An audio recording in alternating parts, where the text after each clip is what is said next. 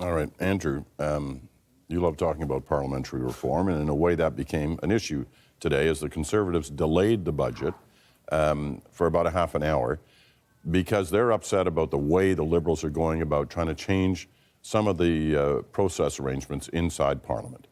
There's a number of them. Here's how Rona Ambrose explained why they did what they did. Look, the opposition parties, all of us, are shocked at the Prime Minister's level of arrogance in his desire to push through changes in our democratic House of Parliament to make it so he centralizes his power. Trudeau centralizing his power is the accusation of something he said he would never do, like his father had done in the 1970s.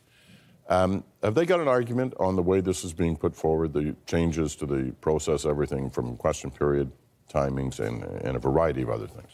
Yeah, they've got an argument both on the substance and the process. We've learned, I think, that there's a difference between what Justin Trudeau says and what he does on many occasions. And particularly, we've learned, I think, to be cynical about his approach to democratic reform after the electoral reform debacle. We were quite properly outraged, those of us in the media and on the opposition benches, when the Harper government tried to pass the Fair Elections Act, so-called, without getting all cross-party consensus on something that affected every party. We see something of the same here, where they're trying to ram through changes to parliamentary procedures in the name of quote-unquote efficiency, many of which would either restrict the ability of Parliament to debate matters or to ask questions. So, for example, the Prime Minister would only ask her questions once a week rather than every day.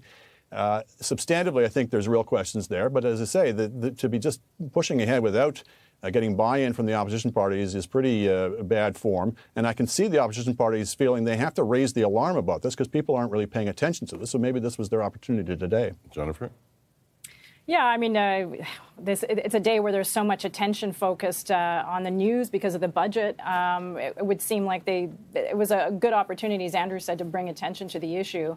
And it does fly in the face of what they came to government on, a message of doing politics differently. I mean, boy, every government says this. Yeah. But it's pretty early into the mandate where they're already doing things from such a sort of, top from the king down kind of approach, I guess. Of course, I suppose they could argue that this is one way of doing politics differently, some of the changes that we're doing. But Chantel's not buying that, but you get the last word, Chantel. Well, this reform and the approach to it will not make Parliament more meaningful. It will make getting stuff through Parliament more convenient. I can't see that that's a great approach. A majority government has already quite a lot of power without abusing it by changing the rules in the House without a consensus basis. All right. We're going to leave it at that for